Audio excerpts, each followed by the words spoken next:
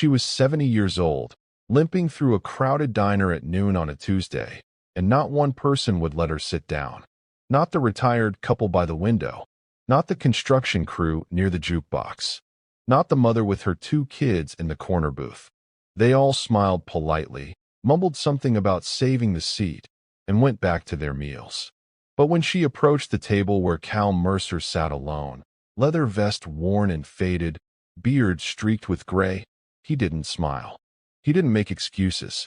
He just pulled the chair out and said, "Sit." What he noticed in the next 60 seconds would unravel a secret that had been hiding in plain sight for years, protected by politeness, buried under respectability, and nearly fatal in its silence. And when the truth finally surfaced, it didn't just destroy one man. It exposed every single person who chose not to see. Her name was Evelyn Brooks, and she moved like someone who had learned to expect rejection. The limp wasn't new, but it was getting worse. Each step seemed calculated, careful, like she was navigating invisible obstacles that only she could see. She carried a small purse with a broken zipper, and inside it, tucked between a handful of crumpled receipts, was a key to a storage unit she'd rented 2 years earlier, back when she still controlled her own money. She ordered coffee and toast, nothing else, and when it arrived she stared at it like she wasn't sure she was allowed to eat. Her fingers hovered over the toast for a moment before she finally picked it up, taking small bites, mechanical, like someone going through motions they'd rehearsed. Cal didn't ask questions right away. He'd spent enough years around people in trouble to know that silence often said more than words. But he watched. He watched the way she flinched when the door swung open too hard. He watched the way her hands shook when she lifted the cup. He watched the way she glanced toward the parking lot every few minutes, like she was counting time, measuring how long she had before something happened. And then he noticed something else.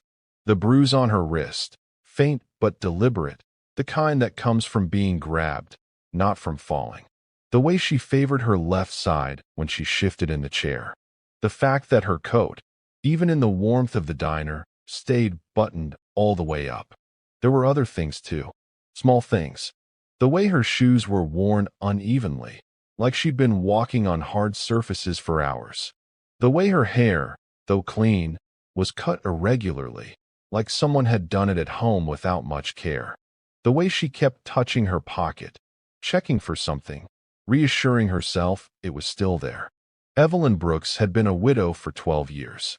Her husband died of a heart attack in their kitchen, and her daughter, her only child, had been gone even longer. Cancer took her at 31.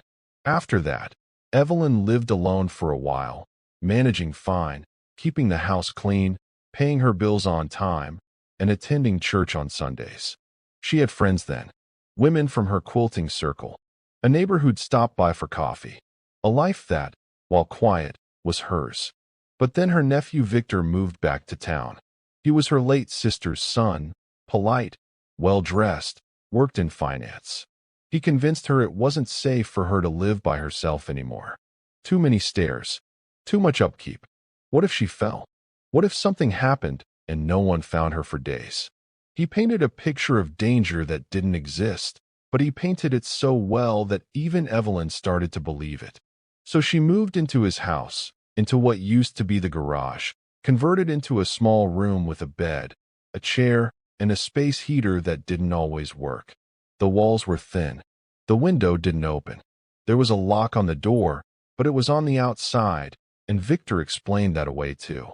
For her safety, in case she wandered at night, in case she got confused. Victor told everyone he was taking care of her, and everyone believed him. Because Victor was the kind of man people trusted. He wore pressed shirts and spoke in measured tones. He attended city council meetings and volunteered at the food bank.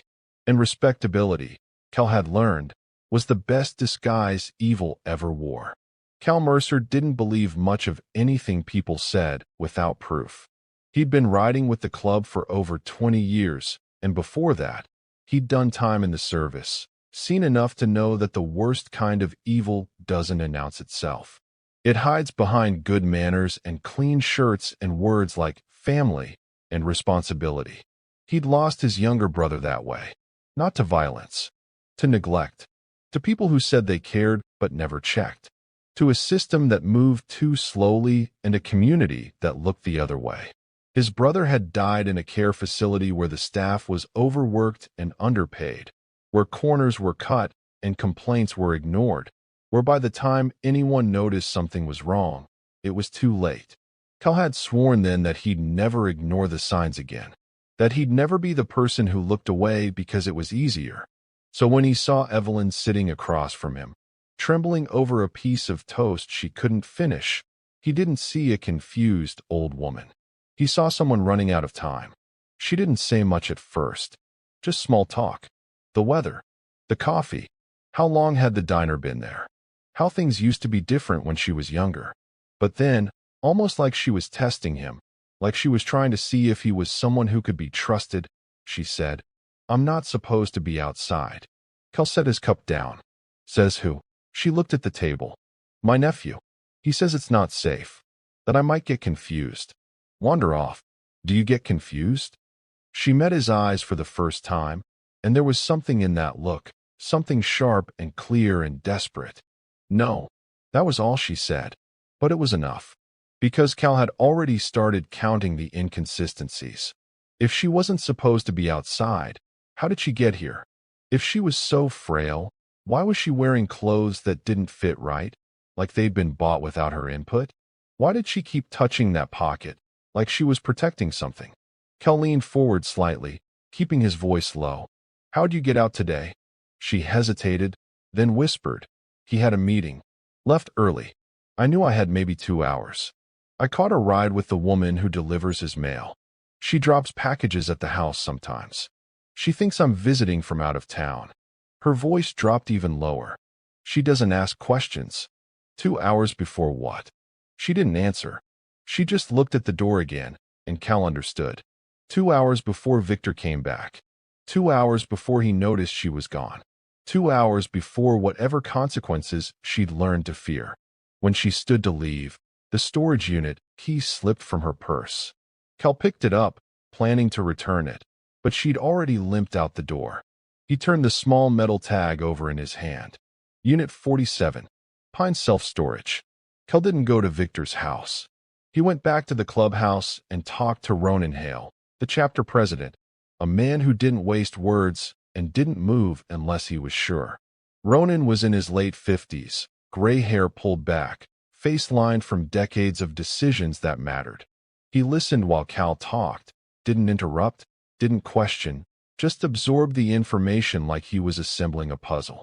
When Cal finished, Ronan asked 2 questions. "You believe her?" "Yeah." "Then we move." They started with the storage unit. Inside, they found files, old legal documents, insurance policies with updated beneficiaries, all naming Victor. A handwritten note in Evelyn's shaky script that said, "If I disappear, this is why." Medical records showing doctor's appointments that never happened. Prescription refills for medications she'd never taken. She'd been collecting evidence for 2 years, piece by piece, back when she first sensed something was wrong, before Victor had taken complete control. Over the next 2 weeks, Ronan used his connections, people who owed him favors, people who knew how to look without being seen. They confirmed what the storage unit suggested. Evelyn's pension checks were being deposited into an account she didn't have access to. Her mail was being rerouted. Her phone had been disconnected 6 months ago, with Victor telling the provider she didn't need it anymore because of her condition. And the room she lived in? It was locked from the outside, not the inside. The converted garage had a deadbolt installed on the exterior door, and when one of the guys rode past the house late at night, he saw bars on the window. Not decorative, functional. Victor had explained it all away, of course. To the neighbors, to the church, to anyone who asked. She was declining, forgetting things. It was safer this way, controlled, managed. He'd even told people she'd asked for the bars herself, that she was afraid of break-ins. And people believed him. Victor wasn't waiting for Evelyn to die naturally. He was preparing for it, accelerating it. The isolation wasn't about safety. It was about control, about making sure that when she did pass, no one would question it. No one would investigate, because by then, she'd be a ghost. A woman no one had seen in months. A woman everyone assumed was just old, just fading, just gone. And the thing that made it worse? He'd already started laying the groundwork. 3 weeks earlier, Victor had mentioned to a coworker that Evelyn had been wandering, that she'd gotten lost twice, that he was worried. Except Evelyn hadn't left the house in months. Not once. He was building a narrative. In advance. He'd also started talking to a funeral home. Just planning, he'd said. Being responsible. Making sure everything was in order so that when the time came, it wouldn't be stressful. The funeral director later told investigators that Victor had been very specific about the service. Closed casket. No viewing. Quick cremation. Like he wanted to make sure nobody got a good look. Ronan didn't call the police. Not yet. Because he knew how these things went. Victor was clean. Employed. Respectful. He'd have an explanation for everything. And without hard evidence of imminent danger, it would be Evelyn's word against his. And Evelyn had been isolated long enough that her word didn't carry weight anymore.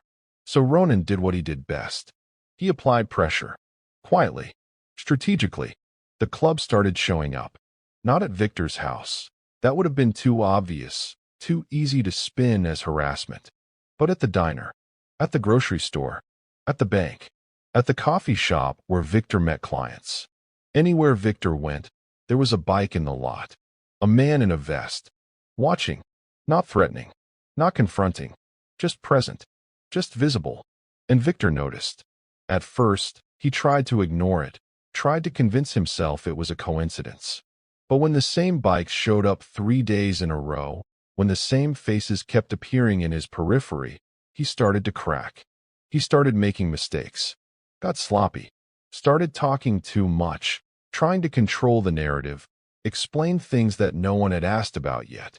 He mentioned Evelyn to people who hadn't brought her up. Offered details that weren't necessary.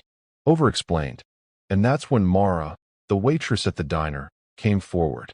She'd been watching this whole thing unfold, nervous about getting involved, but unable to ignore what she'd seen. Over the past year, she'd seen Evelyn slip in a handful of times when Victor was away. Always alone. Always looking over her shoulder.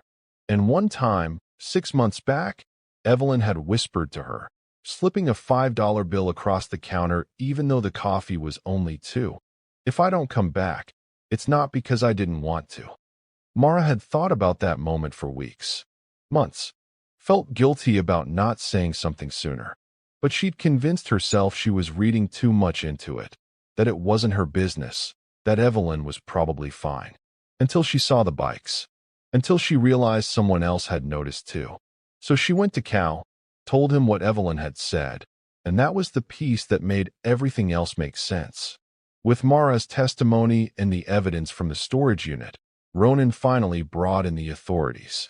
When investigators got involved, they found digital evidence that sealed Victor's fate. Computer searches. How long does it take to freeze to death? Symptoms of malnutrition in the elderly.